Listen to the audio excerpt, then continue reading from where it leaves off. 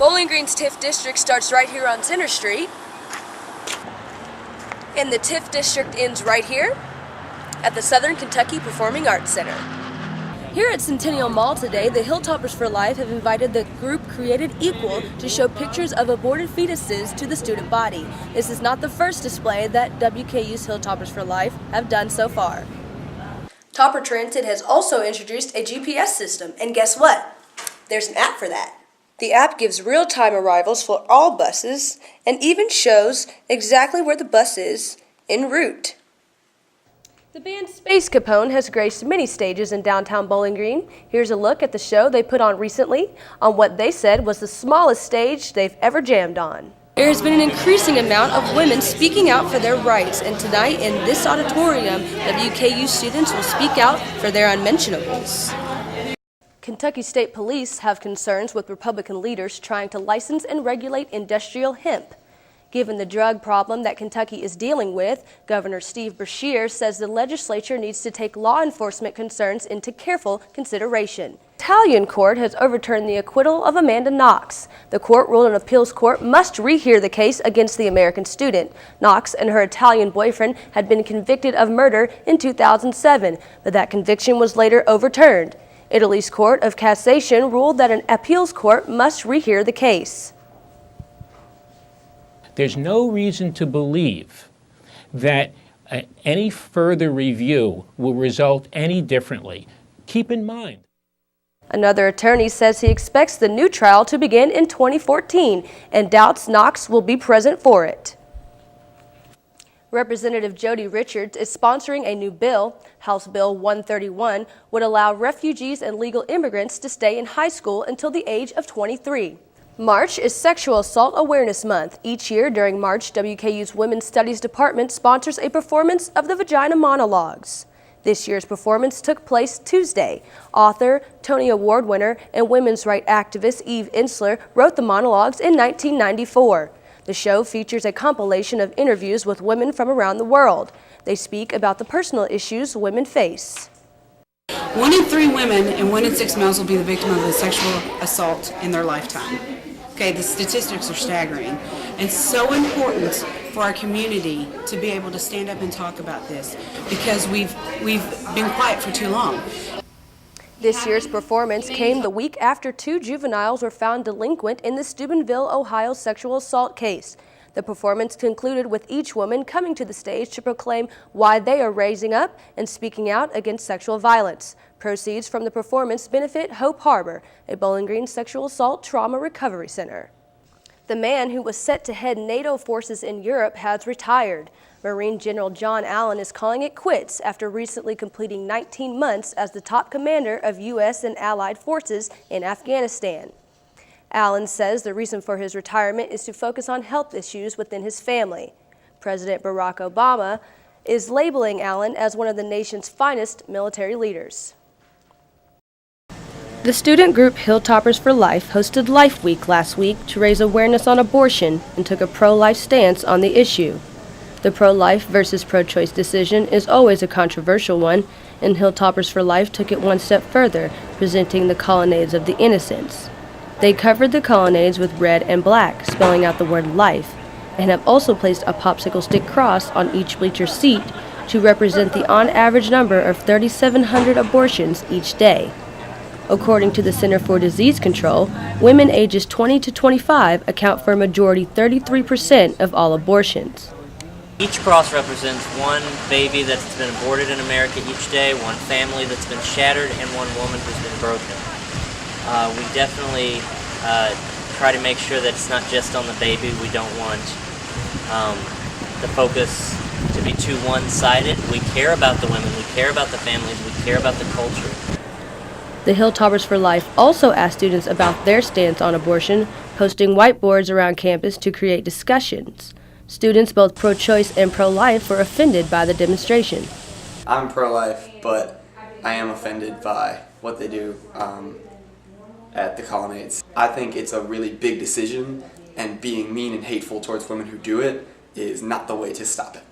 I'm pro-choice because I feel like it's everybody's decision to do what they want to do, but the display up the hill is kind of distracting and it's kind of offensive because the people who are pro-choice, it makes them feel bad about their decision, and they should because it's their decision, and no one really wants to see that. Hilltoppers for Life President John Soules said they chose this semester as their first public demonstration because it is the 40th year of legal abortion in America, coinciding with the biblical number 40. During WKU's homecoming festivities last Friday, the student group Hilltoppers for Life invited a display to the Hill to promote pro-life views on abortion. Created Equal is a group who travels to campuses. Their aim is to fight what they call contemporary age discrimination. The group classifies abortion as age discrimination of a young fetus who cannot speak for itself. The display consisted of multiple blown-up images of mangled, aborted fetuses. Here at Centennial Mall today, the Hilltoppers for Life have invited the group Created Equal to show pictures of aborted fetuses to the student body. This is not the first display that WKU's Hilltoppers for Life have done so far. Many spectators were shocked, sparking discussions and sit-in protests centered around the display.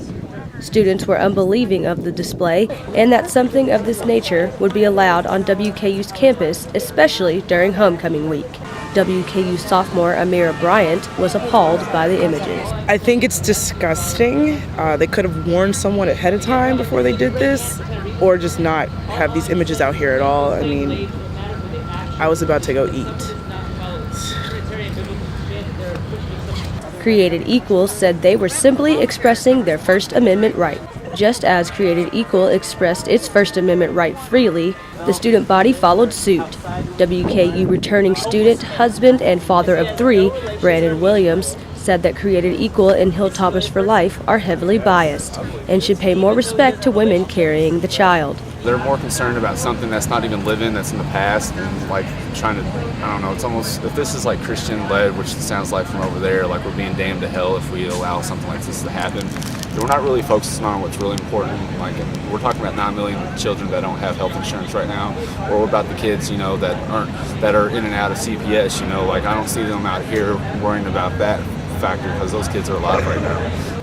Harrington said the fact it was homecoming week was just a coincidence. The display wasn't planned that way. He said the First Amendment does not take a break because of campus events. For News Channel 12, I'm Jasmine Taylor. The crunch of gravel. The beeping of machines.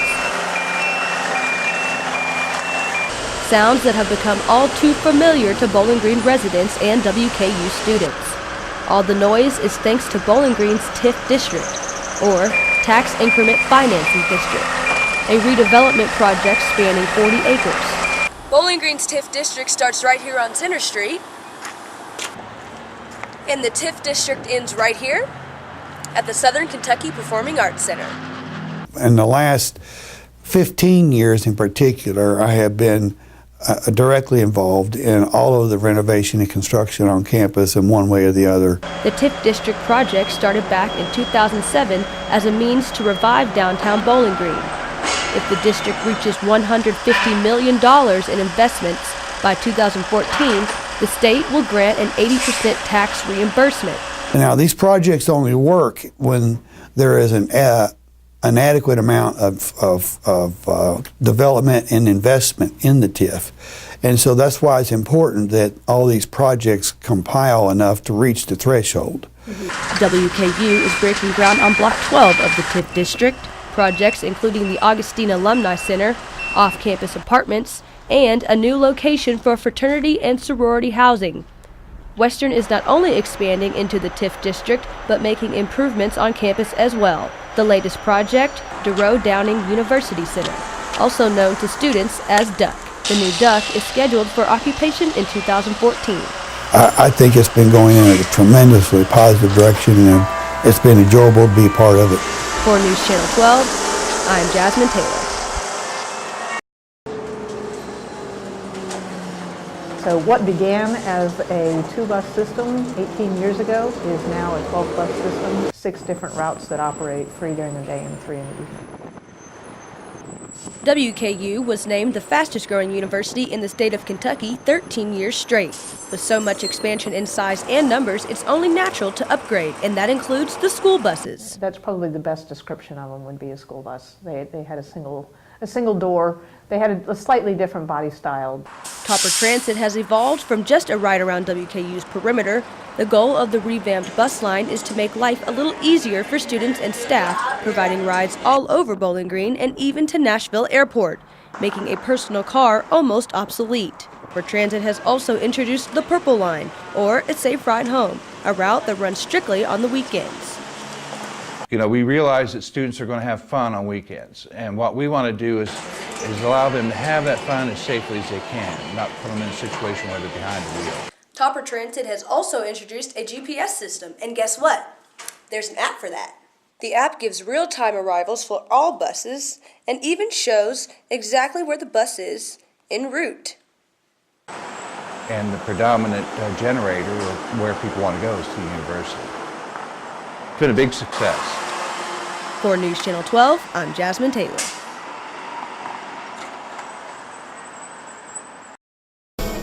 One drum set, one saxophone, one trumpet, two keyboards, 3 guitars, and a lead singer, all combined to create one sound, known as Space Capone. The Nashville native band is known best by fans for their late 80s funk and soul sound. Space Capone has been hitting the scene full throttle since signed to AVJ Records, performing at multiple music festivals, including Bowling Green's Starry Nights. We started coming to Bowling Green because of Cage the Elephant. They had us to the first Starry Nights Festival, and that's how we got our start here. Space Capone is fighting against the more popular pop sound, striving to give fans all the poppiness they're used to with more integrity than what's on the radio today. Playing smaller, more intimate shows is a way for the group to keep that integrity going. It was the first time we drew a crowd, and ever since then we've been coming back to Tidballs and doing shows here and selling out shows every night.